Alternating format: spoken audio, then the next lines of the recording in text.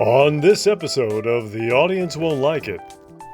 Listen, in the 90s, you couldn't go to a bar without running into somebody spinning a bow staff around. You couldn't go to a bar in the 90s without someone getting kicked out of a window in slow motion. No, I know. The bar in the Star Trek episode that we watched is far more believable that they were on a spaceship at a bar than these people in an Earth bar in the 1990s. If someone's accusing you of something, it's eventually going to come out that you probably did do it. Yeah, but we're talking about Sasha Mitchell here, not O.J. Against the bar people for insulting He's going to get them to apologize. Mm-hmm. It's Laura, yeah. And in order to do that, he's decided to use his transformation chamber to turn him into... Bruce Lee. Bruce Lee. Carlton's joke when he's like setting this girl, like he's getting all romantic and he's like, and I just took a multivitamin.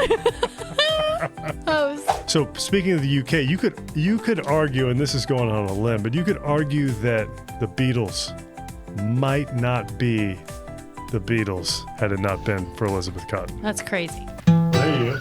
Oh, it's great to be back. Yeah. Hey, Are we here? Are we back? Could you keep quiet for just a second? I have important business to... Well, you weren't making noise, so I felt like we can't have a quiet moment. Sorry.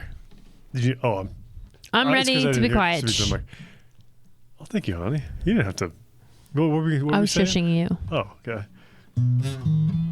Two married friends in a basement room, standing in line. I want to surround us in clothing so bad. I know. With two microphones. They got in a car crash. She died in his arms. He kissed her lips 'cause she was still warm.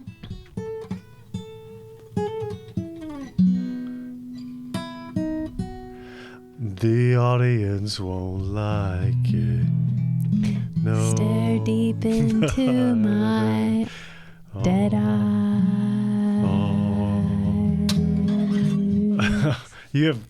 I am looking forward. If you guys can't, if you're just listening or you can't see Leslie's eyes from here, they're quite beautiful. It's one of your greatest qualities.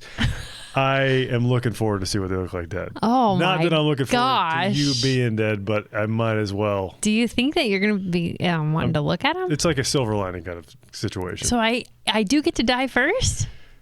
Well, not for real. We have an agreement that I get to die first because I cannot live without Rob, but I know that Rob can live without me. So don't you think it seems fair?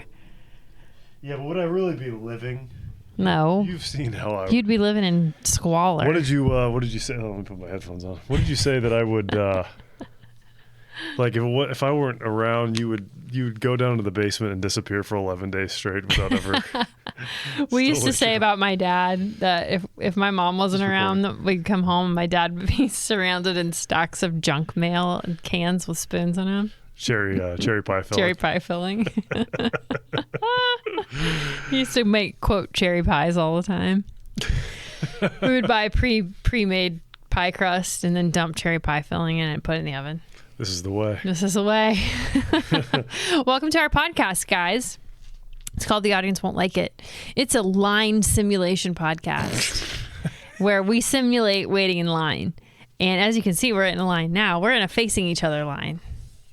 Because we're like in line for like a ride. So it's like a little bit of movement, a little bit of stopping, going. We're actually in line for a concert, though, which that's... It's a concert. Yeah. It's... Who are we seeing today? Elizabeth Cotten. Libba Cotten. She go by Libba? Yeah, I think I'm saying that right. L-I-B-B-A. Yeah, how else would you say that? Libba. Libba? I don't know, because she named herself. Are you going to tell us more about that at the end? Yeah, would you remind me to? I'll try. Okay. But we're doing a song by Elizabeth Cotten called Frigate Train. Frigate Train, yes. And here's the fun twist of the podcast is after we talk about, what you might talk about waiting in line, which is just like, any random topic. Like a bunch of fathers. Bar scenes of fathers saving. Because this is our Father's Day special, actually. It's a very special Father's Day special. Well, I opened up with a story about my dad, and I didn't even Look mean at you to. doing that. Oh, my gosh. That's amazing. Anyway, yes, so This is it. So at the end, there's going to be a concert by Elizabeth Cotten / Robin Leslie. I just Cotten. sort of looked at the camera and kind of went like that. I'm not sure why I did that. Hey, you. I think it was for all the dads. Was your mom watching? This is for the dads, Mom. Look away. Yeah. Close your eyes, Terry. Hey, dads. Hey, Bruce. Hey, Howard. Yeah. So hey, Uncle Dan. one thing. Oh, yeah. He's a dad. He is. He's an uncle and a dad. And he has a dad. It's amazing. It's amazing. It is amazing. It's good to have. We have a lot of nice You want to men have as in our many lives. dads in your life as you can. The good kind, though. We only have the good preferably kind the in our good kind. lives. Yeah. It's actually really probably very easy to get a bunch of bad dads in your life. Yep. Yeah. Doesn't take much to be a dad. You do the father dad thing. Yeah. Yeah. Go ahead. Have at it. To be a father, but it takes something Real man to special to be a dad. Father or a dad or something like that. We'll have to circle back to that one. One thing I didn't talk about before we started that I do want you have to say. You have to say a nice thing about your dad at some point. Can I just say a nice thing about Miss Johnson? Sure. Who never gave up on me in 3rd grade. Is she a dad? It's just the old Army commercial from the 90s. Oh yeah, man, you're really throwing it back. Was it Miss Johnson? What did we watch? At Mystery Science Theater? Yeah. With the original commercials. I know I'm jumping past what we're getting to, but I had in my notes we're going to jump around a little bit. But Leslie and I today we're talking about. Just ask my mom. Yeah. She's like, you guys never get to the point. It's not you guys. It's just Rob. I'm just along for the ride. Hey, check out the Jeffries data sheet. The audience won't like it.com. I never get to the point. But if you want to search for, quote unquote, the point, a topic of your interest, because we've talked about thousands of things, quite literally. Like I have the data to prove it. If you want to find a topic, certainly at some point we talked about something you're interested in. Yeah. So go there, search for it. It's a work in progress, but right now it's serviceable and it's pretty cool. So if you want to hear where we talked about the Army commercial from the 90s, where we watched Mystery Science Theater, Mitchell. Oh, yeah, Mitchell. With Joe Don Baker. That was a good one. That was a great, dude. That was so funny. That was so great. That was the great. We need to do another one of those sometime with the commercials. We did 90s commercials. You did gloss right over. You have to say something nice about your dad today. My dad? Uh-huh. Well, I'll say what I've said this week. Okay. Are you going to say it right now? Yeah. At the top of the app? This is no joke here. He showed me what a good, loving relationship looks like. Good job, Bruce. It was a great example of a father and a lot of integrity. One of the hardest workers I've ever known. Yeah. Yes. Good. There's all sorts of good things about it. Should I say something nice about my dad? Nah. Oh, poor Popsy. Just kidding. He needs to hear the nice things. Say something nice him. about Popsy. Say something nice about Popsy. Well, Popsy is probably two wonderful things about Popsy is he's probably the smartest person that I know in real life. Take that, Dad. Well, your dad's really smart too. There's some different smart. strengths. He's not Popsy smart. Popsy smart. He's ice cream doctor smart, Yeah. not medical doctor smart. Yeah. That's ice cream doctor is a little bit more of a common sense thing, like street smart sort of thing. But also one thing about my dad is he's just very unbothered, which has led him to be very kind and open-minded. Yeah. Over the years. Yeah. You know, it's a quiet background, supportive person Lifelong all the learner time. too. True. Yeah, good stuff. Yeah. Also, so many good things to say about our fathers. And he is also very kind to my mother. So that's how I knew that you had a nice dad, because you were nice to me. Because I knew what it looked like. Look at us, high five. Look at us. I'm so nice to you that I want to kiss you while you're dead. Even because. But not make you that way. I'm not Jeffrey. I want to hold you in my arms. Remember when poor Jeffrey last time? We just told all did he comment about it? He did. Did we Jeffrey's hurt his feelings? Sport. No, Jeffrey's. Okay. Jeffrey's feelings. Come on. He knows what's up. He had some good comments. He's put a lot of good timestamps out there. Should I read the comments? A sampling. So we got a little bit of traction on the It's Too Late, the cover of the Caroli King. Now, when I say some traction, I mean I think Seth called it that today. I think he did a good job on the Curly King song. What a sweetheart. We love you, Seth. Got good cover. Yes. That was from Abel Jimenez. All right. Okay. Corey said, not bad. but you should really let your voice go. That's me. That's a lifelong comment, sounds like Corey. you're holding back. You're not the first person to say Wishing that. you the very best. Thank you, Corey. And I said, thanks, Corey. I'll let Leslie know she needs to let it rip next time. And then I appreciate the feedback, brother. And then he said, 40 years in the music business as a singer and promoter. I've heard thousands of singers. I listened closely to this video, and my personal opinion is she has a nice voice. She just needs to let it come out. I'm going to subscribe to your channel, brother. Thank you, Corey. And then, of course, to your little Laura. My little Laura. Little Laura, full soul creativity. What'd she say? Looks like maybe some sort of popcorn emoji of some kind. Oh, I don't Is that what that know. is? Yeah. I think that means they're there watching it. Is that what that is? I think so. That's neat. I'll check in with her. Well, I'll check in with little Laura. See what she says. She's my sister. Hey, you're super quick at reading. Any of these things strike you? I'll take a quick look at some Hey, guys, stuff. while Leslie's reading that, if you want to, be a part of this. Yeah. Oh, he in was some asking way, about shape, my or form. friend Holly's podcast. It's called The Third Place. It's not they do have videos. They're not on YouTube, though. They're on Instagram. I'll have to ask her where she can be seen. You can listen to it on podcasts, and then I think I've just seen clips of them recording on Instagram. So I'll follow up. Yeah, Jeffrey. Yes, I just got a missed call from the United States. Mm-hmm. Rick and Morty co-creator Dan Harmon did an exaggerated impression of Ice-T for multiple seasons. However, for the season 7 special, What was his dad? they got the real Ice-T involved to voice his character's father. Jeffrey, sorry. Magma T? Yeah, Magma T. Remember that? Mm-hmm. Jeffrey, quick question for you, man. When you're listening to this, do you just know this stuff? Or are you actually looking it up? Real time looking it up. Kind of becoming a corrections corner? I'm not trying to put pressure on you. No pressure. I'm just wondering, do you know this stuff and you're chiming in, or are you actually going out and looking it up and? Well, we talked about What Sexy Beast, and we talked about what was written and what wasn't written, and he does say, I looked it up. The screenplay was written by Louis Mellis and David Cinto. Super helpful, dude. You don't have to keep doing this, but if you're going to, we really appreciate it. Yeah. So thank you very much. I like it when he feels my frustration. He has a comment about that about every video now. Because of me. Yeah. Yeah, he's on my side though. I know. I'm sorry. I'm like sorry, but I'm not that sorry because I keep doing it. You all right? Yeah. Is that how it works? Yeah. Sorry shows behavior What's the frustration? change. Why don't you go ahead and voice it? I don't know. I'm just reading what he wrote. He said I feel the frustration. The frustration is when I say, "Have you seen?"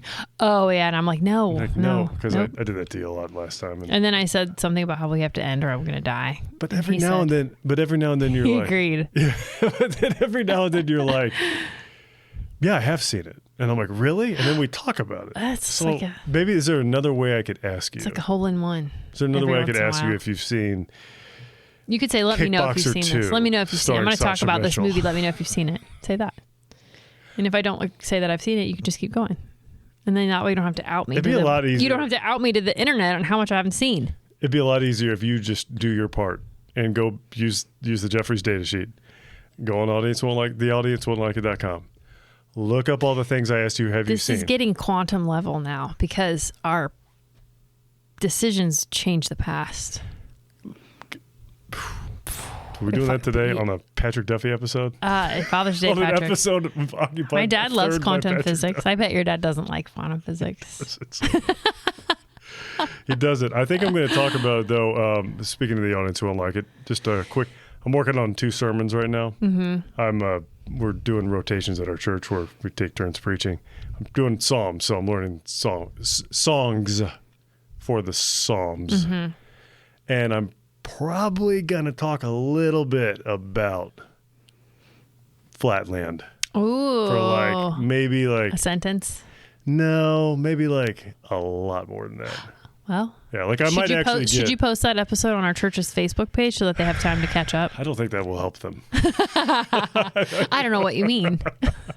But I think about getting a piece of paper and a ball and kind of doing a little thing. We'll figure it out. Well, okay, before we get into our main topic. He's not going to love that. Yeah. Okay. Before we get into our main topic, you got any things that you've been up to this week? Yes. I actually read a book. Did you? Congratulations. So I'd like to talk about it.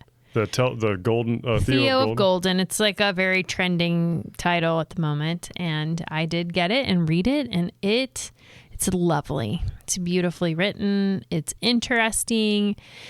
It has lots of. It's one of those stories where there's a main narrator, and he has all these interactions with characters, but then they kind of all are also weaving together outside of his interactions with them.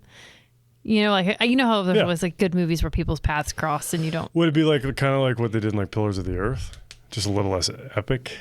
Probably. I vaguely remember. I'm trying to think of books like that. They kind of. No, this is very. It just takes place over 1 year. Not like Pillars of the Earth, which I think took place. That over might not like be the best example, but I know what you're saying. Yeah, it was wild. Yeah, it was a good book. It was a good book, but anyway, Theo of Golden. It's very uplifting and sweet. So I would recommend. I do think you would enjoy listening to it. I will. And you should. Okay, does a child die? Child dies. Oh, really? Mom? Not your mom's already read it. Oh. It's something that I'm not going to say anything else about no spoilers. We will be spoiling a few episodes of Step by Can you spoil something that's 30 years old? Step by Step, Family Matters, and Fresh Prince of Bel-Air. Yeah. You can't. I appreciate a spoiler warning. Okay, spoiler warning. Yeah. I wouldn't for that. Okay. I wouldn't care. No, you're right. It depends, though. If it's 30 years old, if it's like, what's 30 years old? This is the problem. I'm going to say something that's like 60 years old. Because, okay. I was going to say Die Hard, but Die Hard's like. It's from the 80s, right? Yeah, it's like 40 years old now. Yeah, we're 40. I just turned 43. Rob and I are the same age for 5 weeks every year. Mm-hmm. Happy birthday it has to me. something to do with like stars, like the Happy position birthday in to the me. Sky. Happy birthday, yeah. Yeah, it's Leslie's birthday. I'll also tell you about what we did on my birthday. I feel like that's a fun mention. We were on vacation in northern Michigan, not Upper Peninsula, but the toppy of the mitten. Mm. And we took a ferry over to Mackinac Island on my birthday, and we ate at the Pink Pony Club, and I bought a mug there. And then we ate at Millie's on Main, which I've seen people eat at there on the internet. The Pink Pony Club, interesting name. Well, I don't know but it's much, much older than the song, which goes Pink Pony Club. I didn't know there was a. I'm gonna keep on dancing. I thought you made that up. Pony Club. No, I was singing Pink Pony Mug. I'm gonna keep on drinking from a pink. So pony there's an mug. actual song called Pink Pony Club. Yeah, really? Yeah. Who is it? I can't remember her name. Oh, it's a pop song. Okay. It's new in comparson to the actual Pink Pony Club. Is it about Mackinac Island? No, I don't think so. Just the sweet smell of urea in the air. A lot of horse pee poop smell. Horse crap. Anyway, Beautiful place. We biked 12 miles. My family was mostly compliant and did what I wanted. For my birthday, we rode to the tippy top of the island, and we had a lot of fun. I loved it. Yeah, it's a great vacation. If you've not been to Mackinac Island, save up your $40 a ticket and get yourself a round trip ferry ride. It was great. It exceeded my expectations. Yeah, it was really neat. A lot of neat geological formations and stuff like that. I went down a deep dive. I don't know. I put this in here. I just put one line. Make him say, conversation.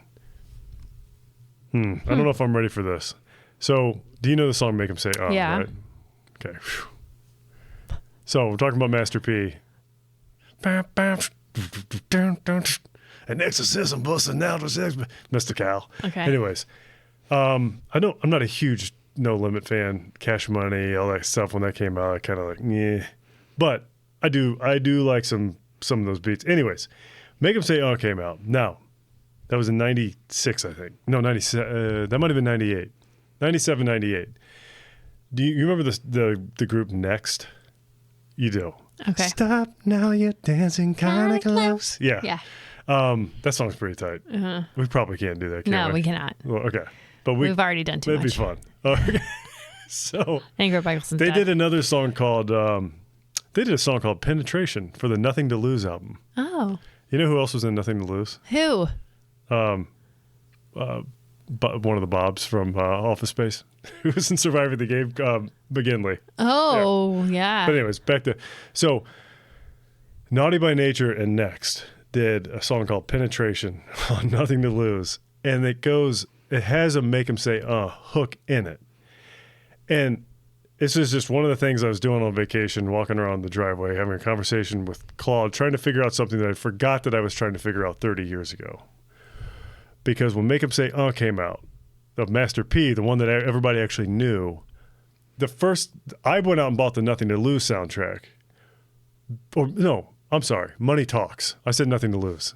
Wrong movie. Money Talks with Chris Tucker and Charlie Sheen. It has Barry White, My First, My Last, My Everything on it. You know I love that song. This is back in the day where if you loved a song and you knew it was on a soundtrack, you just buy the whole soundtrack and hope you like the rest of it. So it had that song on it. I liked it. The next song, I thought everybody was singing Make 'Em Say, the next version, the Penetration song with Naughty by Nature. But they were always singing it wrong. Because it wasn't what they were singing? Because it's like, that's not how it goes. Like, I know that, but it's not how it goes. And then I heard the Master P one. I caught up with the rest of the world. And I was like, oh, this is what everybody's singing. And I was like, I wonder who did it first. Did somebody rip somebody off? Well, so I decided to uncover that, continue the trail 30 years later while we were on vacation. And I started That's the connection? Yeah. I started trying to figure out. I'm with you. Who did it first? So they both came. So Next wrote it first, or whoever did that. Okay. But Master P hit the airwaves first, I believe. Okay. Neither of them invented it. It's like an old bounce, New Orleans hip hop back in the 80s with I can't remember. There was this beat that's like the Dragnet beat, that down down down down. Yeah. This beat's been used through 20 different raps. Everybody's sampled it from Lil Wayne to Master P. Anyways, I went down this rabbit hole. Still cannot find who came up with Make 'Em Say but it's some sort of old school New Orleans, Dirty South rooted call and response of some relic of old school hip hop. So I may do, if I could get enough information on Make 'Em Say We're gonna do a whole ep on all the Make 'Em Say I don't know about a whole episode, but if it could be, I feel like we're close to having done a whole episode on it now. Yeah. What else is there to say? Look, I did all that off of one comment. Wow. I can't wait to see what you do off of this paragraph. Oh, that's Talk. I was going to the Talk album and Enlightened Rogues by the Allman Brothers. We're not going to talk about those today. Started playing Baldur's Gate 3. Nice. With Joshy Pants. Yes. And that's Josh for the Jeffries data sheet. Joshy now there's going to be two entries. Joshy Pants will also show up. Dude. Okay, never mind. But anyways. Oh, my friend Renee wanted to know if we were going to go back through and fix the incorrect Jeffries data sheets entries. And I didn't answer her because obviously we're not going to do that. No. Renee, what I'm going to do. It's a very good question. I thought about it. It's too hilarious. We have to leave it alone. Yeah, number one, I enjoy mistakes. Right. One of my saddest, one of the things that breaks my heart about AI more than anything is just that I'm never going to get to enjoy the poor translations of foreign Chinese instructions. Yeah. Although it's kind of finding its way into images now. I looked at a guitar rack with a bunch of backwards necks and stuff. It's just so stupid looking. Well, one of my biggest Chinese instructions regrets is when we bought Clark the Chinese instructions regrets. With is Leslie. When we bought the Chinese instructions Clark wanted corner. a space themed bedding. Yeah. And so I got a duvet cover off Amazon, and it was it looks like a galaxy, nebulous clouds and all that stuff. He still has it. Oh yeah, that's why I remember it. Anyway, there were instructions with this blanket, instructions, and they referenced time travel on it. Do you remember that? Whoa, no. It was instructions this blanket will time travel you or something like that. It was it'll time travel you. It wasn't even about time. It was just space. It was just a blanket, a picture of space on a blanket. That's awesome. Yeah. We are going to run out Let's of time. go ahead and start. All right. So what Leslie and I did. Leslie. Well, let me just say, this is a Father's Day episode. It's a Father's Day I love episode. a theme. Yes. We did a Mother's Day episode where we went through some TV moms and stuff like that. So this is kind of a companion episode to that. Now you may speak. We have a hard stop in about an hour. Well, an hour and 7 minutes. Yep. We're going to do it. We are. So let's get going. Let's get it. Talk about Master P and who next? What? Penetration? Is that even appropriate for a family vacation? show? That should have gotten some adult family earmuffs, I'm pretty sure. Sorry, gang. Sorry. All right. Can you say, what would you say? Okay, I'll talk. Yeah. How's that? Just tell us what we're doing. Okay. So I asked Leslie a few weeks ago, maybe a couple months ago. I said, I want to do an episode about the step-by-step episode where Frank and Cody beat up a bar full of guys and save Dana and from... Anyways, we'll get there. And then I want to watch the Family Matters episode where Urkel transforms into Bruce Lee and defends Laura's honor in a bar. And then I want to watch the episode where Uncle Phil goes into a pool hall and hustles the hustler. And gets Don't give it away. Yeah, we will be spoiling these episodes. I titled this episode in my notes, The Bar Formula. Yes. Yeah. Yeah. It's what the 90s thought a bar is what Big Bang Theory fans think nerds are. That's what I wrote in my notes. It's like, if you walk into a bar, I meant to look up if Miller Boy yet were teetotalers. Because it's like the second you walk into a bar, the entire bar is going to want to, they're not really going to beat you up, but they're going to like high school. Well, no, actually Urkel got the crap kicked out of him. Yeah, that's not even true. Yeah. They just immediately kill you. Everybody jumps in. So don't go into bars in the 90s. Don't go. Anyways. No. Also, have you actually ever in your real life been to a bar that was like that nefarious as all the 90s bars? No. I'm sure there are bars where if I went in, depending on when and what I decided to say or where, I might get shot. But not in a 90s bar. You would just get But beat they're up. not going to like give me a wedgie first. No. And then No. spin a bow staff around or In pull every cue single for 17 bar. minutes straight. Listen, in the fight. 90s, you couldn't go to a bar without running into somebody spinning a bow staff around. You couldn't go to a bar in the 90s without somebody getting kicked out of a window in slow motion. No, I know. Just very much. You couldn't go to a bar in the 90s that didn't look like a TV set, also. Not sure why they couldn't film in a bar. An actual bar. Yeah. It's just like clearly 3 cardboard walls. Somebody, I don't remember who, maybe it might have been Uncle Dan pointed this out, but in the Dukes of Hazzard, they have to have like at least 3. No, it was my buddy Sean, back in his brother Mike. He was a big Dukes of Hazzard fan. He said they have to have at least 3 jumps in every episode or something like that. I feel like Uncle Dan's. Maybe Uncle Dan said it too. I don't know. Uncle Dan, I'm let so us know. sorry. Uncle Dan, please write in. Right in. You could just text us if you want. We have our phone you number. can call me. Come down. Or maybe when we see you in a couple of weeks, you could tell us. Why don't you come down to the country? That's right. City boy. I had something funny to say. I was going to say Walker, Texas Ranger. They always got kicked out of a window 3 times an episode.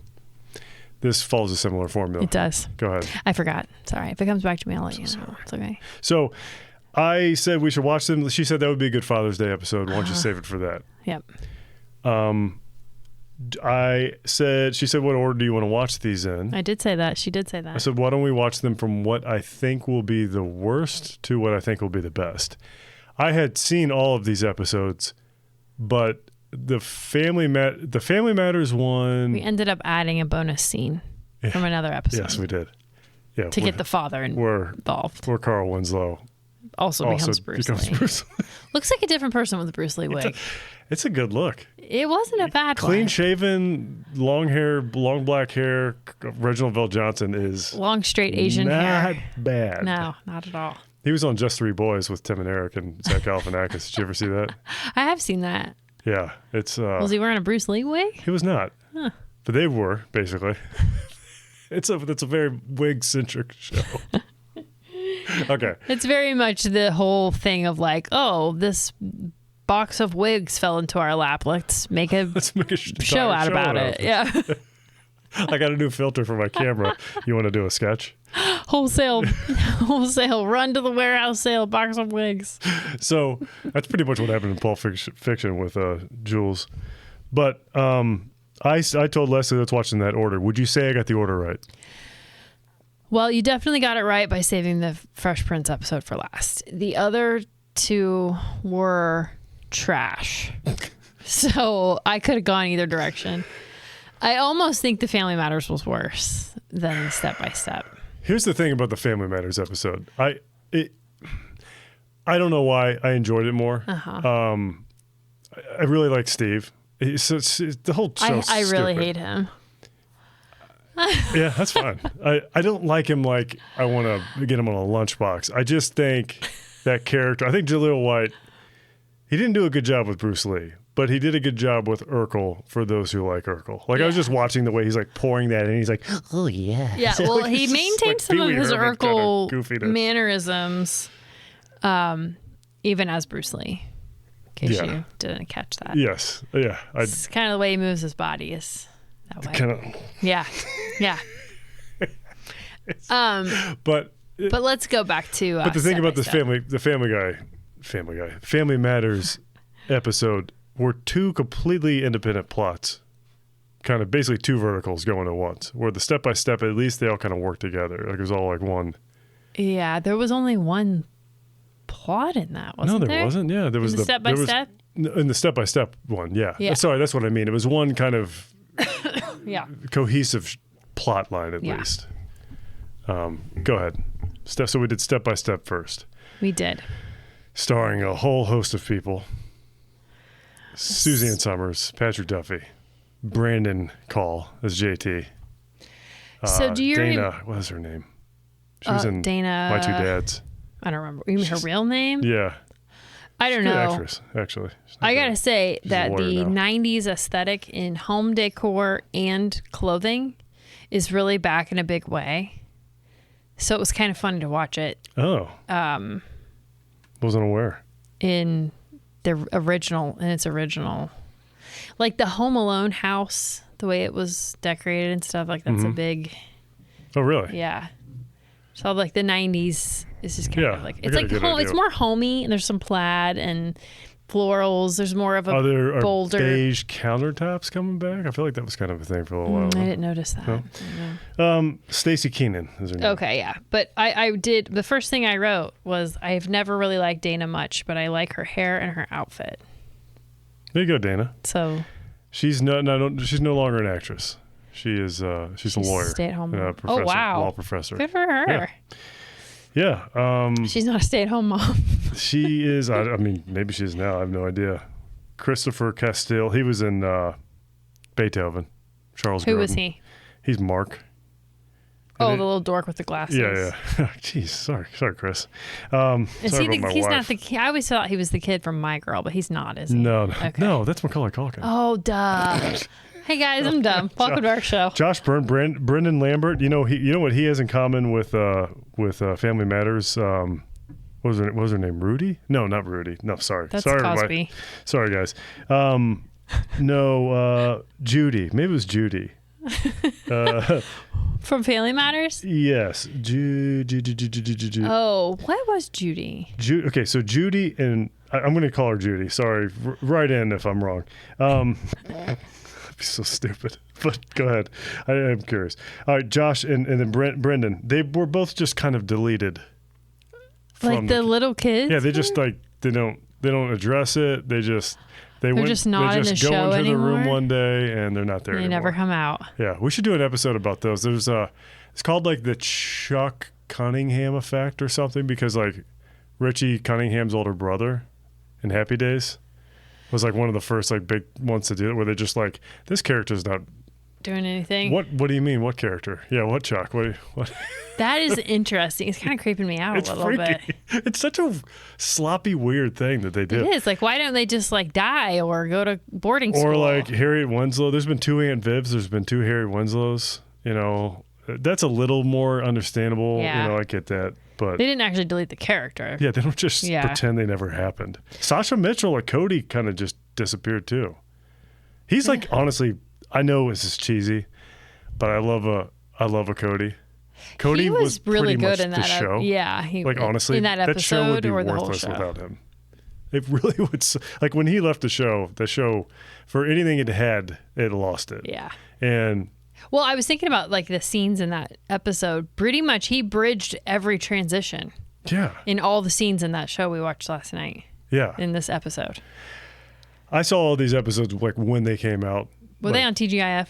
Yes. Step by Step and Family Matters definitely was. Fresh Prince was not. No, it was like a prime time. But as much as I know you just thought that was the dumbest thing, and of course it was. Like, there's so much to make fun of in these fight scenes. There was something about watching a fight scene in a sitcom when you're a kid that is just like, whoa, I did not know this was going to be in this week's episode. This is awesome. And it was just like, even though it was dumb, and it was just, you're just like, how you feel. Totally along for the ride. You're Well, like, yes, this is great. I think that's the same feeling I had when I would watch Full House and Stephanie's bad acting friend Gia would be on it. We talked about Gia before. That's the feeling I had. Like, oh, it's a Gia episode. And I'm thinking, it's a Gia episode. Not anymore, though. We got to look up Gia on the Jeffries data sheet. She's on there now. You know, I got to say, the step-by-step cast has aged pretty well. They all look pretty good, except for Suzanne Summers. I gotta say, Suzanne Summers was just painful and cringy as that get out. The whole name game, Frank Bobank thing that went on for like 45 minutes. I did like the callback later. She's like, "Oh, you mean Frank Bobank?" Like when Dana, she actually had some pretty good comedic timing, I gotta say. But Brandon Call was like. Brandon Call, I'd name drop Brandon Call in conversations with strangers for many years, like almost the same way that Mike and I talk about Jonathan Brandis. We talk about Jonathan Brandis like we're two of the biggest Brandis heads that ever lived. But Brandon Call, because he was in Baywatch. Okay, so I got a question about these sitcoms. Why do all sitcom houses have the same floor plan? Is that just for filming? I wonder how much of this was on the same set. Yeah, the front door. Like you walk in the front door, the stairs are on the left. You walk through the family room into the kitchen. Every house is the same, period. And yeah, it's probably all in the same set. And then they probably just spun those set pieces around, and then they were in the bar. Probably. Gosh, the 90s. With the exact same, with like I swear. It's really hard to get information on. The funny thing I was going to say. But there were two. Oh, go ahead. No, you go ahead. No. I won't forget now. Are you sure? Yeah. All right. It won't even be funny now, but I'll still be saying it. I'm getting ready to muster a courtesy laugh. I love you. Go ahead and finish your thought. The guys in the, speaking of reusing things, I promise there were two dudes who were in both the stunt episodes. Doubles. Yeah. One of the stunt doubles, the guy who I thought was Arlo Prine, who was a mix of John Prine and Arlo Guthrie. I thought he was playing two. I was wrong. It wasn't two blonde guys with long hair. Yeah, I didn't actually think that guy was Arlo Prine. But that guy he was the stunt double for Michael Keaton in the Batman movies. Oh, good. That's good to know. Now you know. I said the funny thing I wanted to say. Everybody, get ready. I'm ready. Jeffrey, you ready? Ready to timestamp this?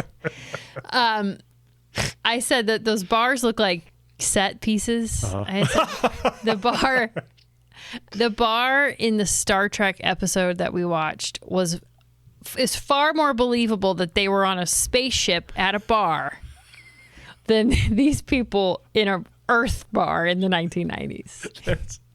Unfortunately, that's incredibly profound, and you're 100% right. Unfortunately, you have to have such a random exposure to pop culture throughout.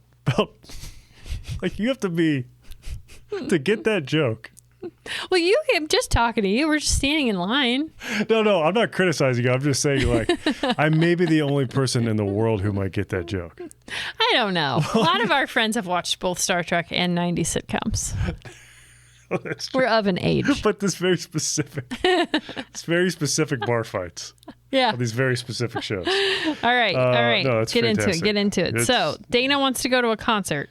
You're really getting the hang of this thing, honey. At Jake's bar, or Jake's. And her mom's like, sure, I can go. I'm an idiot. Mm-hmm. And then the mom finds out from the dad, Patrick D, that Patrick Magic D, that D for Dallas. D for Dream. He and Cody. D for Dream. He and Sacha Mitchell were on Dallas together. He played his nephew in Step by Step and in Dallas. I want laughs for D for Dream. D for Dream? Because of Dallas. Isn't that how it ends? Way to spoil it. Dallas spoilers behind. Look in your rearview mirror for the spoiler. Anyway, nice work. And he tells Suzanne Summers that if she was his daughter, he would not let her go to Jake's because it's a bad place. I think that's when I was like, wait, is this a new? Like, it was first season. Yeah. It was like, which episode? I don't know. Pretty early, though. Mm-hmm. So then Suzanne Summers, for some episode 8, season 1, episode reason, 8. can't bring herself to tell her daughter she can't go. Yeah. But then she does eventually tell her she can't go. Meanwhile, I forgot how much I loved Karen, the sister. She was great. I liked her. I wrote down in my notes somewhere that Better than I remembered. That the majority of the kids on the show were actually, they've worked with what they had. Yeah. You know, like it was their cringy parents that needed to be that, and just the writing was just terrible. Buttholes. Yeah. So anyway, so I forgot how little and young all they used to be, because in my brain I'm remembering like Al as a teenager. Thinking they looked old. Yeah. Yeah. And I'm like, oh my gosh, they're so young. Yeah. It's a weird thing. So they're all at one scene, they're all in the kitchen getting breakfast, and there's like 8 people in the kitchen. And I said, there's never been a kitchen in the history of families as functional as this one, with all of them present at one time. Because the 2 of us can't be in the kitchen without bumping into each other and causing a scene. And I'm like, this is so fake. It's just this is TV. It's just this little setup for like, how many jokes can we get between all these kids before we... And the 2 random, is it like the grandma and the redheaded friend? Like, why are they even I don't there? know. I don't remember what their role was. Why are they even there? I don't think they lasted. And the redheaded hair is braided into these like Star Wars braids. It was crazy. It was stupid. I recognize that actress. I can't remember what else she was in, but so she sneaks out. Dana, that is. Dana sneaks out to go see Arlo Prine. And she gets to Jake's. First of all, Jake's looks like a stable. It literally looks like there's hay outside on the ground. Yeah, and there might have been. Like they just finished filming a manger scene there. That's all I could think of. She goes in, and like the first thing that happens... Did Jackie Daytona work there? I can't remember. I think definitely it was an owner, for sure. Took place in Arizona. It would be easy to burn that place down. Jackie Daytona. But the first thing that happens is some bar patron comes up to them as they're walking, and he's like, like gets right up in their face. And Psycho. Immediately. Was that no, Psycho? That wasn't Psycho. No. Psycho's late. I'm sorry. I'm jumping the gun on Psycho. Sorry, guys. And so they get in there, and it's like it's just like they're uncomfortable. So like she didn't actually know she was doing anything bad. I believe in Dana. I mean, she knew she was sneaking out, but she didn't realize that it was a bad place. Oh, right. Yeah, she's got a good head on her shoulders. She's just... Except then her friend leaves her. Don't leave your friends, cool. Guys. Yeah. It's pretty jacked Just up. make them go with you. It's not safe. Yeah, there's lessons to be learned here. Mm-hmm. How does Sasha Mitchell find out that he needs to go save her? He's talking to JT, to Brandon Call. He's talking to Brandon Call and Al, I think. Yeah. And he runs out. He's like, oh, man. She can't be at Jace. This is a terrible place. What did I write? He's a mix between... Oh, man. Keep talking. I'll look it up because I think you would agree. So Karen also finds out... Karen also knows she sneaks out. And so then the mom and dad... Karen is just so dumb that she basically outs Dana like the very first moment that she sees her mom and dad. And then they go had as well. Funny jokes in there. There were some kind of funny jokes every now and then. They were like, did she go to Jake's? And she was like, I'm not going to tell you. And they're like, well, you're not going to the movie. She was like, she went to Jake's. She did. She did go. But so I keep wanting to call him Sacha Baron Cohen. Sasha Mitchell. Cody shows up to save the day, to save Dana after she's getting tossed around. Accosted, sure, by Psycho and all his buddies because she doesn't want to dance with him. It doesn't look like the place where a person like Arlo Prine might be performing. And they sort of joked, like, I thought this was actually kind of funny. They said, well, he's making a comeback. Yeah. It's like, it's a little kind of joke for the music industry. Sure. Fine. Good job, guys. Good job, Miller Boyette. So he starts... So Cody apparently has lots of fighting skills. Yeah, so he was a legit Taekwondo champion. Like he was actually in... hey, there's a movie called Kickboxer starring Jean-Claude Van Damme. I don't suppose you've seen it. No, you don't say that. You just say, I'm going to talk about that I'm going to now. talk about a movie called Kickboxer. You can say, let me know if you've seen it. Let me know if you've seen it. Cool. I haven't seen it. Oh. There were several of them. He was in the ones after Jean-Claude Van Damme. So He got into a little bit of trouble. He got deleted because he was some domestic abuse scandals. It's a little up in the air as to whether or not he was accused of it, and he was sentenced to 3 years probation. It's been my experience in my workplace and being alive and listening to certain types of podcasts that if someone's accusing you of something, it's eventually going to come out that you probably did do it. Yeah, but we're talking about Sasha Mitchell here, not O.J. Simpson. Sasha Mitchell was Cody.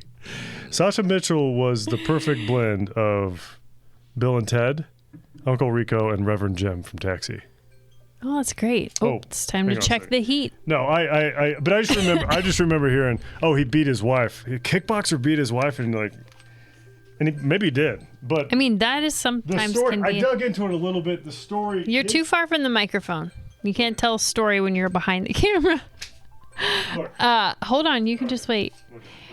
So just so you guys in case you want to know what Rob's doing, our camera's been overheating and dying. So we set a timer for halfway through to try to help with that. Okay. So Sasha Mitchell. Yeah. Just real quick. I don't know much. I'm not defending him. I'm just saying I learned that there was a little bit more to he definitely beat his wife. Apparently she was a drug addict, and she was putting the kids in danger, and things got physical at a time, and he was accused of something. That's all I know. Okay. And I don't even know that, but I didn't know that before. That's not what we're here for. So anyway, the mom and the dad find out that she's at the bar. Holding out hope, so they get there, and he's already fighting people off with these ridiculous skills, but they're also just standing there letting him. Yeah, it's the classic. I mean, that's a tale as old as time. So one at a time fight. Yeah. Really slow. You said this is going really slowly. Very slow fight scenes. It was pretty slow. All of them were. Yes, you mean including the Family Bruce Matters? Lee's ones as well. So one of the coolest pool table fight scenes I've ever seen is We Own the Night, which is an Indonesian film with the guys from The Raid. Okay. Super gory. I almost made you watch it, but I thought you might get mad at me. Yeah, probably would. Kind of like when I made you watch the RoboCop Peter Weller execution scene at like 7 in the morning. Yeah. Oh, are you up? Great. Have something for you. But there's another good fight scene from Cool Runnings. I always thought that was a pretty good, right in the middle, good I've fun. seen Cool Runnings. Yeah, just a good un bar fight. Yeah. Remember that? That was good. Just a nice. But nothing could top. Anyways. In my opinion, nothing could top Patrick Duffy and Sasha Mitchell's double punch. Oh, I wrote the double punch. The double punch. The double punch. They punched. No, they punched. both Sorry. punched at the same Sorry, time. You're 100% I did right. like Patrick Duffy's headbutt, though. There were basically two Indiana Jones Raiders scenes where this the sword guy doing his thing, and then Patrick Duffy's just like boom, headbutts the guy. Like there's a lot of that kind of stuff. I sense honestly, Cody. I probably laughed at Cody the most. He just had a lot of. He was pretty decent. He saved. He's like piece of cake. Yeah. He's like, oh, you know how to do it. He's like, oh no, I just want a piece of cake. I liked it when they were like, where did you learn those fight moves? And he's like, I don't know. Yeah. I'm gonna go check my diary. That's why I wrote he reminded me of Reverend Jim when he just goes and plays the piano. Yeah, like, he's like, I don't know. I learned to play that piano. And then, of course, this typical sitcom cheesy resolution where Dana and Patrick have a heart-to-heart. With the music. It's sickening. I hated it. I could hardly watch it. It's so stupid. And then he shoves his hand in a big melted container of ice cream. And I was just like, ugh. Gross. That was the grossest ice cream. Like that I wrote gross, the ice cream ending. It's the creamiest ice cream ever. It would have like foodborne illnesses in it. Oh, gross. I did think a joke that legitimately made me laugh out loud was when Dana goes, because Dana and Cody have a little bit of Dana's a hater. Yeah. Like that's her thing. And she definitely hates Cody. Yeah. And so she's like, Cody, I really appreciate you coming and coming and saving me He's from all like, those. yeah, You would have done the same for me. She's just like, okay. You would have done the same for me. I don't know. I'm That was funny. All right. All right. Should we move on to Family Matters? Yes. Anything else you didn't say? I wrote, did we think this was cool? And you said yes, which you kind of already addressed. Like, ooh, this episode's got a fight in it. Oh, when I was a kid? Yeah. Oh, gosh. Like, I loved this It episode. was so bad. I can't remember ever thinking like. I meant to look up who played this theme song, the guitar and the sax. What do you think about this? Do we want to take a quick, brief moment and talk about theme songs? And we'll segue into Granny's Eyes. Oh, yeah. I referenced Granny's Eyes. I kind of like all these theme songs. Yeah. Step by Step is so cheesy, but it's nice. Step. It's especially at the outro with the instrumental. You know, I'm a sucker for an instrumental. Yeah, you are. That song, I love the way theme songs kind of change over time. Like, I know it was different. Like, even the Fresh Prince theme song was longer. You know, it was. Oh, the original song, yeah. They changed it. We talked about it with different strokes. I think there were like 3 or 4 iterations of that. I didn't know that they ever used the full version of it in the TV show, though, for Fresh Prince. It's Primps. That's why I corrected myself. Oh, thank you. Do you have a preference between, what do you think is what's the best theme song?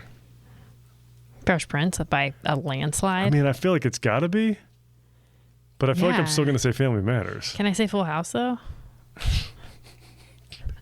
Where did that come? Where Danny Tanner just swooped out of nowhere. Okay. Must have been an angel. Cody versus Steve. Steve. Really? He beat his wife. Oh, that's such a Mitchell. Maybe. We don't know for sure. Steve played Aladdin in her Disney dream. What? Psh, did you not watch this? Oh, no, I must not. Was he eating? I did always like him eating. I like Steve. I like Waldo Faldo. I like Steve. I like Cody. I like the Amelia Bedelia type characters. You know, the ones that are just like there for a whole different type of joke. Yeah. You know, just like, let's get these out of the way for the people who like this. Yeah. Okay. All right. Family Matters. Yes. Granny's Eyes. For some reason, it opens on out of nowhere, as if we're supposed to know what's going on. Laura and Steve are going into a bar they're at the wrong location for a debate. That was the only thing I could catch. I believe so, yes. I said, why exactly are they there? They go in and immediately get... We had to check and see if like maybe we started in the middle of the show. Yes, we paused it to see it. We were at the beginning and there was still like 20-some minutes left. And they immediately get into it with some patrons, some bar goers. And the guy pours a beer down Steve's pants. Is that what passes for entertainment around here? Oh, God. Isn't that what Don't. Well, It makes my skin crawl. what would you... I hate it. I wish that they just like they're like, we're actually going to make Jar Jar Binks play Urkel this Yeah. time. Could we, you know how at the end we do covers? Could we do like a good, like covers of actors? Like Jar Jar Binks could step in Steve for Urkel Steve sings Urkel. Freight Train No, I mean as like. Jar Jar Binks. Yeah, sure. That's what I meant. Is that what you meant? No. So then he ends up, then they insult Laura, call her a bimbo. Oof. Don't do that. Do people actually use those words? Not in that bar. They use different words. They used bimbo in that bar. Well, I'm just saying. Real life. In real 90s bars. You know, real 90s bars. And wait, where were we? Which bar were we waiting for Sister Mary Clarence to show up? There was a Whoopi Goldberg reference in there somewhere. Oh, I wrote that one of the patrons looked like Whoopi Goldberg. I thought you said something about like Sister Act. Now, I will say that no. I just thought that woman looked like Whoopi Goldberg. Oh, okay. Yeah, Okay. yeah. No, but when Steve was standing like this, I wrote that it's not very effective. It's not a good ready position. Yeah. And not very vigilant to stand with your arms crossed. And your hands tucked tightly like into Mary your Catherine armpits. Gallagher. Oh. Is who I just got two things mixed into one thing. But yeah, when he's doing this, because don't cross your arms like that. So then he gets the crap beat If you're out in of a him. bar in the 90s. Yeah. He gets the crap beat out of him. Yeah, like he's wearing a neck brace. He's got he comes in. He's got crutches. I mean, a cast. pretty serious maybe? offense there. Like Carl should have been a little bit more on the ball there. Carl didn't even recognize him. Carl wasn't even a part of this episode, really, as far as the bar scene. Oh, no. That's what I'm saying. There were two completely different episodes. Yeah, they were. Different plots within the episode. I did forget that I thought Eddie was really cute. They play Pass the Nerd. Is that a popular game in bars? Yes. Hey, comment below if you're a bar patron and you've ever played Pass the Nerd. Because I haven't, but or maybe if you've seen it. Maybe I've been going to the wrong bars. Yeah, I would say you haven't been going to the right ones if you've never seen that. Pass the Nerd. And the music that they play, this 90s electric guitar. Oh, yeah. Casio keyboard crap. Oh, I hate it. I really don't like it. Yeah, I mean, I know what you mean. I like it for probably the reasons you hate it. If that makes any sense. I had a friend who... Darius McCrary, by the way, is Eddie. He's cute. Yeah, he's a good-looking guy. I had a friend whose mom would make us... We were not allowed to stay up late unless it was Friday, like TGI Friday. And the second that the credits rolled at 10 o'clock... What was this last show? Oh, man. She would make us go to bed. So they changed it up a lot. So I feel like I have this bad tie from the sitcom music to like being mad that I'm spending the night with a friend and they're making me go to bed. That's pretty interesting. Mm-hmm. Huh. So yeah, the side plot of the Family Matters bar stuff is that Eddie is just blowing his dad off. And so then he takes Waldo to the game instead of Eddie. Mm-hmm. The dad does. The Carl. Bulls game where you got Scottie Pippen gave him the game ball. Yeah, went no overtime, big deal. 121. Yeah. That was a heck of an era. Congratulations to the New York Knicks. That's who they played in this episode. So they would have probably been playing Ewing, probably. John Stockton, yeah, probably. Oakley, definitely. Mason. Oh yeah. Oh yeah, definitely. Yeah. I love sports, as you know. Laura's actually also pretty cute. Yeah. Family room, same floor plan.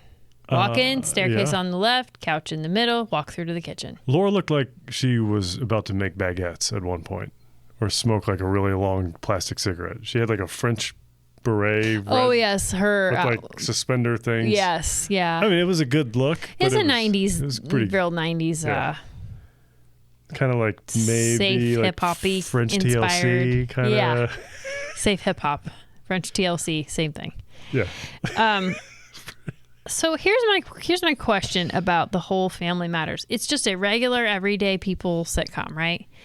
But there's a transformation chamber that we're all just supposed to believe. It's like a little... Oh, well, honey, we've already been introduced to this through Stefan. I know that, but I have a real hang up with it. We're all just supposed to like go along with this. I think we were. Okay. So he gets in it. You know what the last episode of the series... Does he stay Stefan? Steve goes to space and basically like saves the world. And then like... Wow. Yeah, they like jumped. They took the shark to space. Literally what they rode it to space. They rode a shark to space. They jumped it star to star. No, it's so stupid. I totally agree, but whatever. I'm just like, why do you have to have this? Is that the only way that you can become Stefan? I think they wanted to have these weird moments with Laura and Steve where they somehow could. Well, they were. Because she's even like, Stefan, are you going to become back to Stefan? Like, no. What a shallow jerk you must be, Laura. They're the same person. Laura was never that nice to Steve. No. He didn't deserve her, but I don't know why she would even have wanted him. He was awful. Sorry. Wow. Jaleel White, you're not awful. I hated Steve Urkel. Okay, so he decides he's going to get retribution against the bar people for insulting he's going to get them to apologize. As Laura, yeah. And in order to do that, he's decided to use his transformation chamber to turn him into... Bruce Lee. And so I was like thinking you meant the real Bruce Lee. So that's why I clarified. So did you think like Bruce Lee was actually gonna, like they were gonna get like an actor that looked like him? I didn't know he was dead. Oh, okay. Did he die in the 70s though? Yeah. Okay. That came back to me. So I wasn't really sure what to expect. And then you said, no, it's Steve Urkel as Bruce Lee. And it was just stupid. It was ridiculous. I wrote down in my notes that I've seen a lot of Bruce Lee episodes. He definitely sounded Oh my gosh, he he was spoke like- Chinese, but he could say his R's and It was L's. like kind of racist. So offensive. I mean, whatever. I Because the don't way have a it dog was- in this fight, but I'm just saying, No. I was just like, wow, like the way that he was imitating can you guys him. try harder? Just Yeah. a little harder, Yeah. like. They were doing some really stereotypical things that I don't Especially- even really want to And say. then Carl started doing it, and we watched I'm jumping around here. You're That's fine. what I do. But I said there's another episode with Carl where they both go into the transformation chamber and come out Bruce Lee, and they're both talking like that. And I wrote, You should watch it. It's really stupid, but you should watch it. sure. Yeah. I said, Leslie agrees. is anything ever even really happening? Like, if you zoom out from this sitcom nonsense, what's happened? Like, there's no plot line really. Like, it's just like a gimmick. It's really dumb. It's not so good TV. dumb. It It's was not. bad. It's just odd. I mean, I'm glad I watched it. I'm sure it was Oh, formative. talk in some about the way. stunt double. Oh, yeah. There's a slow motion scene where Bruce Lee or whatever, flips this guy, and they do it in slow motion again, but it's just clearly not Steve. Like the stunt double is just like this jack dude. He's about 25% more muscular, he's which looking- I mean is noticeable because Steve has nice arms. He's what you'd call a mini hunk. I Yeah, believe. for sure. He's 5'11". And then they got the other one where he's on the doing like basically. I know you haven't seen Jim Cotta, so I'm not even going to ask you. It's a gymnastics fighting. Of all things, I have seen that. JK, I have not. I think we should watch Jim Cotta sometime. But GYM, like gymnasium. yes, there's basically this I don't government program. They want to get a gymnast to be an assassin. care. Government. So they get a gold medal gymnast to be. It's really good. It's good, really good. But anyways, it was like a Jim Cotta type scene where he's doing what do you call that? Trapeze, not trapeze, but basically the same kind of thing. Like the rings or the bar, the bars, parallel the bars. Thank Yeah. you. Yeah, just Uneven bars. yeah. We're bouncing back between these two episodes, the substitute son, and I don't remember what the other one was, but Also, that episode was They're called late. The Substitute Son. But most of the episode, and that was a reference to Waldo stepping into Eddie's shoes. I completely forgot about the whole basketball Eddie thing. All I remember Most of the Urkel episode turning was into Bruce really Lee. just about Urkel So fighting. they kind of did their job to the kid. To the kid watching this, me. Yeah. I mean, dude, I was all about that episode. But I've been why did they meaning to rewatch title this it The for a long time. Substitute Son? Because that was not the No, wasn't it's the draw. really stupid. Yeah. It's very dumb. I'm on board with And then it. so then tell what's the brief background of how Carl Winslow becomes Bruce Lee as well. We didn't watch the whole episode, but basically, I think like they're in a. Carl's a cop. You know, Harriet's a cop too. No, I had Or no she idea. was, or something like that. Yeah. Okay. Anyways, Harriet's. I liked Harriet and the Okay. grandma. They're pretty Yeah, good. they were on, but love that's when them. I think I wrote "What is even happening" because they were on the show for literally 2 seconds. 2 seconds. Yeah. Anyways, they were gonna bust some criminals. The criminals tied them all up, but all the stuff was in there. Like Steve's transformation chamber was because Carl was trying to get it out of there. I wrote They just this give was so good they had to bring it back for another episode. It worked. We should move on. All right. That's me saying that. You know Yeah. why? Because we got to stop. Well, at there it. was a little bit of choreography in the episode with Carl So, and Bruce Lee. oh yeah. Like they like all danced together a little They bad did the- style where they yeah. and I said Or was that Beat It? or beat it, Yeah, yeah, it was Beat yeah. It. Yeah. But I just have to say the final guy that he kills, he throws him on a mattress. Yes. A soft landing. There's on a whole big mattress. thing about that. And some boxes full of styrofoam peanuts fall on him, and then he's not moving. Yeah. He's sleeping. He's So I guess he's in bed. So that kick is just straight up ripped out of Enter the Dragon, where Bruce Okay. Lee sets up and just blasts him with the side thrust. But it was cooler when Bruce Lee was doing it. It was a little cooler. Yeah. There's something about more it. believable. Yeah, it's just something about it. He didn't get into a transformation chamber first. not. Cool. All right. So all that just We should move on. Yeah, eh? all that to lead up to the Fresh Prince. I mean, of course, I've always loved. Oh, can I just say one random thing? Yeah. The person who casted Eddie for Carl's son must have also casted Keith for 24. As Allstate's son. As Allstate's. Keith from 24 does not look like either of Allstate. Maybe Reginald Bell Johnson was supposed to be the senator, and Maybe, Keith was and they already in switched place. And then the They last should have. minute, Yeah, Eddie should have been Allstate's son. That's what it was. We figured it out. Unraveling TV's mysteries. Keep talking because I feel like I need to look All right. up Allstate's name. Who cares? Okay, so all that preamble of Family Matters and Step by Step, all it really did was make a show that I loved just look like an Oscar, Emmy, award-winning TV show because it's so much better than those other two shows. Fresh Prince. The writing is better. The acting Dennis is better. Haysbert. Thank you, Dennis, for your service to our insurance company. We don't even use Allstate. No, we don't. We're State Farm. But we should really consider switching. But I love Fresh Prince, and I just appreciate it all the more after having watched that other crap beforehand. Fresh Prince was like, I think I laughed more in the first 3 minutes Then you did than I did of subsequently the entire through the whole the last two shows combined. 2.5 episodes that we watched. I love Hillary. So Hillary is the Cody or the Waldo of the Fresh Prince. I but love she's the formulas just- are just like boilerplate. Yeah, yeah. kinda. But they just made it so much better.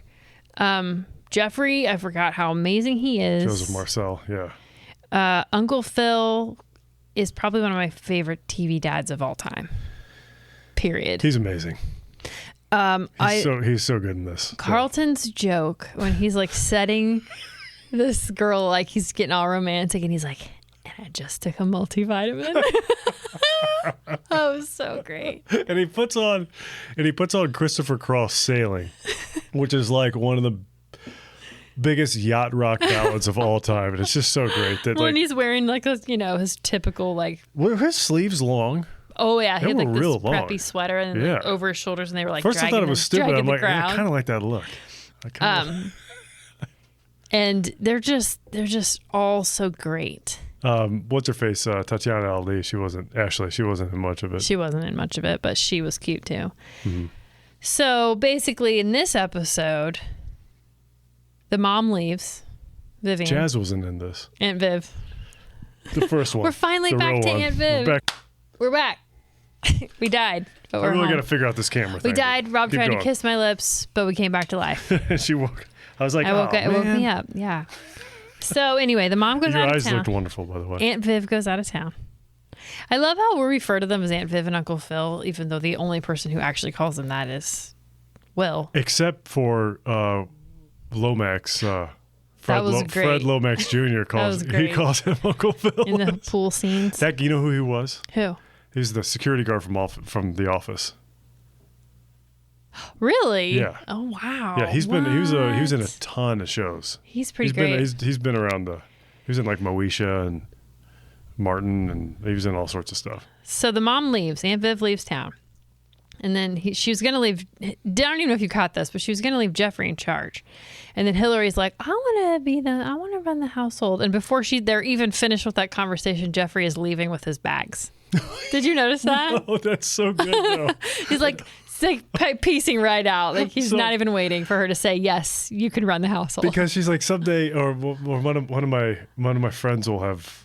Oh gosh, what does she say? Something about Hillary? My butler. She's like, I hope it's no one I know. That's what he says when he's That's when leaving. he's walking Yeah. out. Okay, I didn't catch that. That's great. It was really good. Jeffrey was such a gangster. Do you remember the episode where he thinks he wins the lottery? Oh, Did you ever see that yeah. one? Oh, that was hard to watch. that's like a why doesn't he love me, man episode. Yeah, Almost. for different reasons. Yeah, though. but yeah, yeah. just- Oh. that's like a Michael Scott type awkward type level. Oh my gosh, why'd they do that to us? All right, Okay, keep going because we got. we got 22 minutes. So I'm real about this. Leslie made me promise we would keep this. Stop at 8:30. We're gonna. Okay, so anyway, basically, Will is told under no circumstances are you to A, take the car, and B, go to a pool hall, and he immediately does both things. And he's got two devils on his shoulder. yeah. At one point, Hillary is wearing an outfit that looks like if a power suit was also a wetsuit. That blue outfit she had on looked like it was made out of neoprene, sort of. All right. And so Will goes down there and gets, like, he's obviously getting set up to be hustled, right? I'm sorry. I'm going back in time here, but there's just some jokes where in the beginning, the reverse haircut. He's like, "Well, why do you have to?" Uncle Phil's like, "Why do you have to get your hair? I don't know why you cut your hair like that." He's like, "Well, Uncle Phil, it looks like you got a little bit like a reverse thing going on." Because he says short on sides, long on top, and then Uncle Phil's. And then Aunt Viv's like, "Okay, I'm leaving," because they're kind of in the middle of. It almost made it sound like she was leaving Uncle Phil. Oh yeah. She's like, "I always thought you could do better, Aunt Viv. Good for you." Dude. And then he says, "Don't leave me. He's gonna eat me." Yeah, he's gonna eat me. It was really cute. Oh, dude. Okay. All right. So Will goes down to the pool hall in the Benz, right? Mm-hmm. And gets hustled at what, $20 a ball? Yeah. And ended up owing him $500. I said he gets hustled by a guy who looks like a cross between Warwick Davis and Paul Simon. Is that the first guy? The little white guy? I don't know who Warwick Davis is. He was Willow. The troll from Willow? No, the wizard. I don't remember anything but the troll from Willow. He was in Harry Potter as well. Well, he played the leprechaun. Oh, okay. Was he Professor Flitwick? Yes. Okay. Yeah. Yeah. But didn't he look like Paul Simon? Totally. Yeah, okay. So then they won't let Will take his car because he still owes him $300. So the homeless guy takes him home? I didn't understand that. What is his role? Because they wake him up on a pool table from being passed out drunk. I'm sorry, the unhoused person takes him home? But then he acts like he's like the bar's enforcer and maybe the owner of some kind? Because he's got to pay him? Because he's in on it too? Yeah, I don't know. I don't understand how these 90s bars But he work. was funny. That character was funny. He was. Frank? Was his name Frank? Yeah, Frank Lomax Jr. He's like, I gotta go see. Fred. He's like, Fred. Sorry, you're right. I wrote it down. He's like, maybe I'll see if Will's like, I'll see if my butler has any cash. He's like, yeah, That's what I was doing. That's what I was doing. I love stupid jokes like that, man. Okay. So Fred goes back home and he falls asleep on the couch. Lost $300 and not a sweater to show for it. Hillary. Uncle Phil comes in and makes himself a drink. Fred, the homeless guy, wakes up, and Uncle Phil is just like, he's just heartless. He's just like he's not really, but he's just so flat, like serious. He's not flat, but he's imposing. He is. He's intimidating for sure. It's James Avery. And then best thing ever is when he goes and hustles Will. Yes. At the pool hall not only to get his car, but he makes tons of money on it. Yeah. And then they have a very brief moment where they have a little bit of that cringy sitcom. But with Uncle Phil, it's not the same because he's like, "Why are you so hard?" Like he's just kind of a jerk to him, but it's like in love. But you could also totally understand why he would be. Yeah. He was like, "This is why I don't want you to go down here, you dummy." Yeah. Because you lost my car and $300. He's like, I'm not trying. I don't want you to get hurt. It was a good lesson. Yeah, it was. It was a nice. And it's just done in a more realistic way, I guess. Yeah. Well, there wasn't a giant fight scene. The hustler guy who was, I don't know. I can't remember his name. Do you? No. Like the main hustler. Yeah, bad dude. I said, where do they find all these bad guys? He wasn't spinning his pool cue around. No, he didn't. Of all the places where people could be spinning pool cues. Also, didn't it look like they were in like the basement of a college building? Like a student center, like a union? Maybe. Again, though, with the it looks like he walked in from a hallway, not from an outdoor. Yeah, you mean like how they came in? Yeah. And then it's just like this lady's like, here, you can have this table. I don't know. The whole setup of the pool hall didn't really make a lot of sense to me, but I guess I've never really been to a dedicated pool hall. You haven't? I haven't. I have a couple times. But anyways, I wrote down that I like the pool montage choices for Will. It was Snap. This is the second time we've talked about Snap. Oh, yeah. Yeah. I got the power. Yes. And then, but for Uncle Phil, it was Sam and Dave, Soul Man. I got the power. Yeah. Yes. Yeah. That was great. He's just running the table. That was great. That was. I mean, Jeffrey was down to fight. He said he was the way they all walked out. Sparring butler for Chuck Norris? Yeah. What is that? I don't It's a know, smart but book. that's so great. I noticed also there were Rice Krispie treats in multiple rooms. Every room that they showed had a plate of Rice Krispie treats In on the it. mansion? In Yeah, their because house? Hillary was making Rice Krispie treats for everybody. Like constantly. That's a nice little touch. It is. Also because Rice Krispie treats are literally mixing melted marshmallows with cereal. So I feel like that's a very Hillary achievable treat. That's good.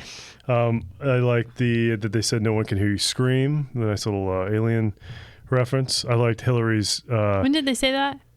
Phil told that to Will. Oh, right. She said you don't have to pet to be popular. She tells Carlton. And then I liked that Fred, when Fred thought Uncle Phil was the butler, and he's like bossing him around, telling me what's Rob Roy. Uncle Phil's just like, who are you? Get out of my house. Get out of my house. He just doesn't even. I wanted to see him throw him out like Jazz, but I thought he might. I'm like, I don't remember. Maybe he does. Maybe that's only a onesie thing. Anything else you want to say? No, but I would say that had a much more. It was like the plot wasn't as deep, but it was also just so much more well executed. Yeah, I kind of want to watch some more Fresh Princes. I totally would watch them. Remember when we downloaded it for the kids and we sat there and watched like 5 in a row? Oh, yeah. I'm just going to love this show. And they were like gone and we're just still watching it. Yeah, but I do think they actually, they ended up watching like a season or two. Yeah. I bet they watched this episode. Oh. You know that we should have had them on. Oh my gosh, special guest. I think Caroline kind of wants to come on sometime. We should let her. Let her come on. We should put her in a song with us sometime. Yeah, for sure. Ooh, we gotta get the harp out. Ooh, we doing that? Maybe. We're thinking about doing Love Fool. Yeah, we might be throwing a little harp in. Throw a harp in there. Ode Howard. That's right. The real dad. All right, that was fun. I loved it. That was good. Good times. Thanks for being a part of that, dear. You're welcome. Okay, so we got 14 minutes. All right. To talk about the cover we did. Freight Train by Elizabeth Libba Cotten. Mm-hmm. She, excuse me, she had an interesting life. I bet she did. What do you know about her? So she, from what I could tell, she named herself because she was in school, and up in that point of her life, she'd only been called Little Sis. Oh my gosh.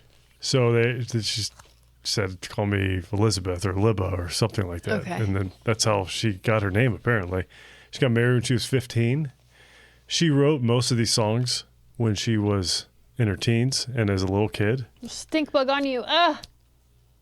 Sorry, everybody. You saved my life.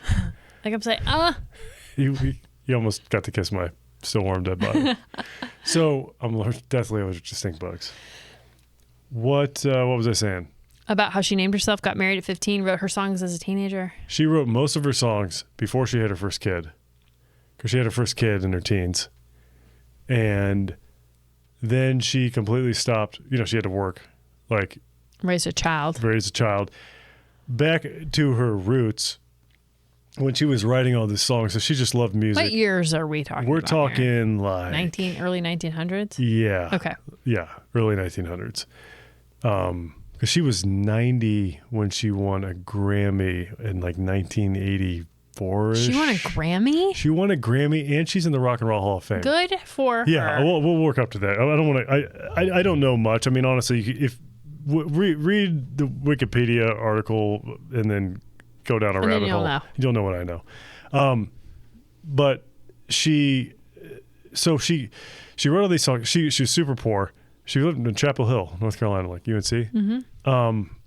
She saved enough money to buy a guitar, just making like $1 a month kind of deal, which bought a guitar, had a classic story about the right-handed guitar that she has to play upside down, like, was she a left-handed Hendrix person? Or what's his face? One of the Kings. Yes. Played it upside down. She developed this thing they call cotton picking.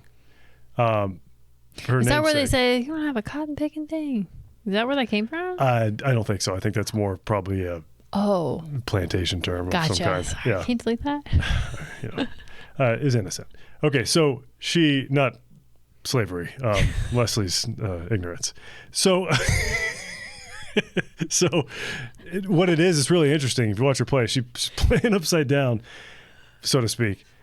She plays the melody with her fingers. And unlike Travis picking, which is like with the thumb, like Chet Atkins or Will Travis, she's playing finger picking with her, with the bass notes.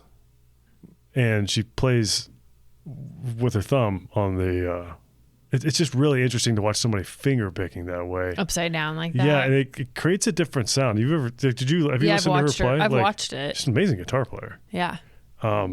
So anyways, she went on, she was I want to say let's just say housekeeper, for lack of a better term, or an accurate one, for the Seeger family. So, like Pete Seeger? Oh, wow. Yeah. Pete Seeger did Turn, yeah, like where the birds ended up. He did. He was kind of like an American songwriter, she right? Had kisses sweeter than wine. I knew she. Yeah. I think he's got some. There's this set of books called the Get America Singing Again. Okay. Or the Great American Songbook or something like that. And I think there's a lot of Pete Seeger stuff in there. Okay. Yeah, he was. I mean, so the whole Seeger family was. I don't know a ton about them, but like Peggy Seeger really had a respect. She found that she could sing. Like, I don't remember exactly how she found out that she had a lot of musical chops, because she hadn't played. Oh yeah, Cotten? Elizabeth hadn't played in decades. She quit to go be a mom and work and provide for her family. Somehow it got on Peggy's radar. She heard some songs. She heard like Freight Train. Mm-hmm. Peggy went to the UK and got involved with some musicians over there. She was, I think the story is that she was kind of innocently sharing these songs. Well, some greedier folks picked that up. I don't remember the names of the actual artists who made it big on these songs, but they didn't give her any credit. She ended up having to, Elizabeth Cotten, for these songs that she wrote a long time, when she was a child. Yeah. Which we haven't even talked about Freight Train, but when she was a child, she ended up having to split the shares of the writing credits with two people who didn't write. Yeah. Anyways. The world's an ugly place. Yeah, but a lot of people kind of over the years, and she lost credits on other things. Like she wrote, did you ever listen to Shake Sugaree? Mm-mm. That's her granddaughter, who kind of like decided like the lyrics to that. She was helping her like write the song, like giving it like Sugaree was like her granddaughter's word, I guess. Okay. Her granddaughter went on to be in the group Undisputed Truth, who did like smiling faces can lie. Okay. You know that song? It's like a soul funk group. Okay. Anyways, it's kind of cool. I always love stuff like that. But anyways, all these people kind of came to find that Elizabeth Cotten is just a wonderful songwriter. Freight Train, that song is, it's a banger. So good. It's such a good song. I love this song so much. Like, I know I say that about every song that I pick, but I really love this song. And it's just undeniably amazing. And so she, like I said, she won a Grammy for her work and when she was 90 years old. Eventually she got the notoriety she got, or the, what's the word? The recognition. Yeah. I don't know. I like notoriety. Okay, let's go with that. I think she was posthumously awarded the Rock and Roll Hall of Fame just for all the influence she had.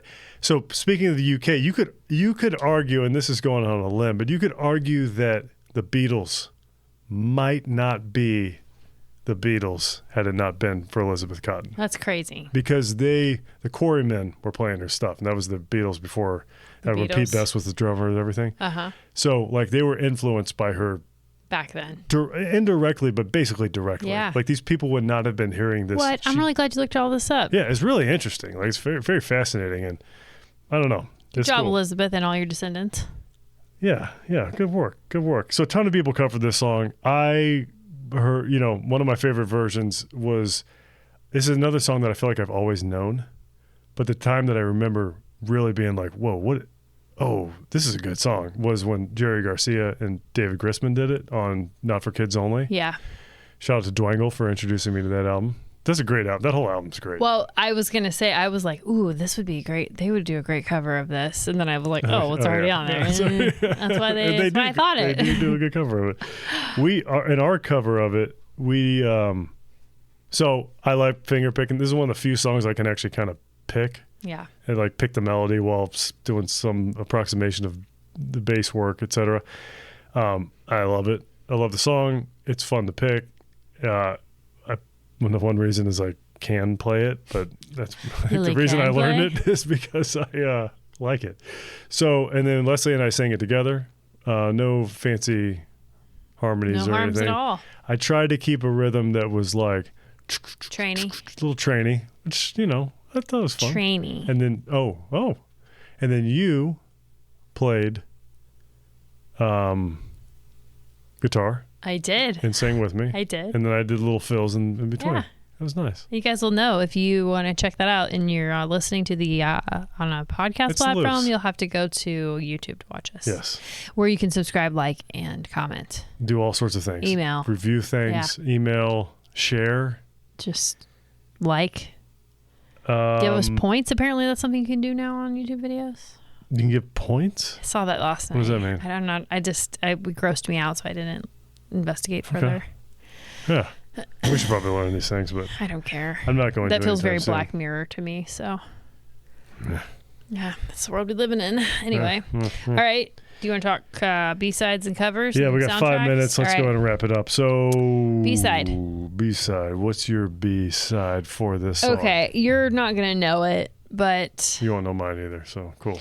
there's a singer that I like. Her name is Bella White, and I guess she's a bluegrass folk singer. Okay. And she has a song called "Just Like Leaving." Just like leaving. And I really like it, and I think it would be a wonderful B-side. And the way she does a little bit, because like Elizabeth Cotten's a little all over the place on her. It's hard to nail down exactly what pitches she might be on sometimes, and it's not like it's bad, but like when you're trying to learn it, you have to really listen to her do I got a it. feeling that she may be, and I'm just talking on my butt here, but like a lot of guitar players, musicians in general, but I'm obviously very familiar with a lot of the guitar examples. They never play the same way twice. Yeah. Like I wonder if she doesn't sing the same way twice. Sure, but you know? but there's a little bit of that. Like, it's not really the same thing, but she has some like loose quality to her singing. It's a little sloppy. Yeah. Yeah. And I wouldn't say the Bella White is sloppy, but there's a looseness to it. Gotcha. So that's mine. Just Like Leaving by Bella White. Okay. Okay, what's your B-side? My first thought, and I'll only give 2, but my first thought was I was supposed to give one. Blowing in the Wind. Oh, yeah. Bob Dylan. That's lame. I mean, yeah. Well, I was just thinking like the Let's give escape. your other one, though. Freight Train. Can I just say, because I love the melody, I love the words, but the words, I can't believe a little kid wrote this song. Hard living, man. It's all about escape. Hard living. It's not like she was like a train freak. I Like, don't think our children or it's us escape, could but have also written. escape through death. Yeah. Dude, this song is like sad Deep, bro. and beautiful, and Yeah. it's so good. It's such a good song. Anyways, Has a okay. major 3. Is that when you go to E7? Mm-hmm. Look at me. You've learned. Major 3 guy. They call me Major 3. So 90 hours in, 90 hours in. and you finally learned about a major 3. Has it been just I don't about? know. That's I a don't know. high We're estimate. getting there. Okay, so I'm going to go with C is the People's Key by Jim Stanky. I don't know that. You're actually right. know how to say his last name. Spell it. Steinke. Steinke. I'd say that's Stanky. Stanky? Yeah. Sounds good. Jim, if you're Sounds out there. German. I don't think he's a very well-known guitar player, but he's a great guitar player. You should maybe get a stage name. This song, I love that song. It's a beautiful song. Check it out. If you like just instrumental. Say the name of it one more time. C is the People's Key. Okay. It's just a instrumental acoustic guitar song. All right. It's just really nice. And just reminds me that I think I've even heard him. Is it in C? I think I've even heard him cover this. It is in C, yes. So is Frat Train. Is Freight Train in C, or did we just do it in C? Oh, man. She did most of her songs in either C or G. Okay. I believe it was in C. Soundtrack. I got a good one. We're not cover. We're just going to soundtrack. Oh, I forgot about cover. Well, if you could hear anybody cover this song, I forgot what I wrote. well, then I'll take you on a journey while you look it up. Oh, I do. Remember, I have it. Do you want to take me on the journey first? So pretty much any folksy, semi-bluesy song like this, I could pretty much always hear Hendrix do it. But I can't remember when the last time I said use Hendrix for my cover, so I'm not going to use him. Okay. Everybody's covered this song. Okay. This song's been covered a million different ways. So I was thinking, who could I listen to that just died shortly after it became a hit? You know, not when it was written, but when it actually the world knew it. I thought I'd like to hear Django Reinhardt do a jazz gypsy guitar version of it. But I'm thinking Duke Ellington. Like, I've never heard a big band version. Oh, that would be cool. So yeah, big band version would be that'd be something I'd be interested in. I feel like it would change something about it. Yeah. I'd be interested in hearing what a good composer could do with this, like Gershwin or something. I went with Gershwin would be good because he Gershwin would did be cool. like Porgy and Bess and maybe it's a little bit like that Jean which Baptiste. Gershwin? You know, is that guy's name? Yeah, he would probably have a great band version of it. Yeah. I said let's get the quartet that did the Goat Rodeo sessions to do it. Oh yeah. Yeah. So Yo-Yo Ma, Chris Thile, Edgar Meyer, and Stuart Duncan. Yeah. Yes, I'm trying to think what we picked them for. We picked them for a song way back. Oh, did we? Yeah, it'll be in the Jeffries data sheet. Oh, check it out. Goat Rodeo sessions. Okay, soundtrack. I'm going with Stand By Me. Oh, that's I was talking really about Stand good. By Me with Seth today, and I was thinking about the train scene, and it also has the same kind of whimsical, semi-dark tones. Well, kind of in the semi-dark whimsy, I went with an old Merry Melodies Looney Tunes. Ooh. It would go nicely over like a Bugs Bunny. Yes, I agree. Mm-hmm. So very good. We did it, Rob. It's 8:30. We have 1 second. And our camera failed, and we still. Oh my gosh, we are the high fives of the planet. Hey guys, thanks for coming. High fives of the planet. You hear her. You need to make some more shorts. Those were good. I'm gonna make the Jeffries better. We're gonna add a. Can you just cancel your sermons? I'm sure they can find someone else to do it. It's not a bad idea. Yeah, it's a good idea. I'm not getting paid. Yeah, yeah, Aaron. He's not getting paid. He's the payer of the church. But I want to do that. I want to. This is so much. I want to add the lines. The green screen lines. That's right, with people behind us. Yeah, will they move every once in a while? I don't know what I want to do. I told you I want to turn it into like a Christmas screensaver. High fives of the planet. We're out of here, all right, guys. We'll see ya. Bye. Mwah, love you. Mwah, love you so much.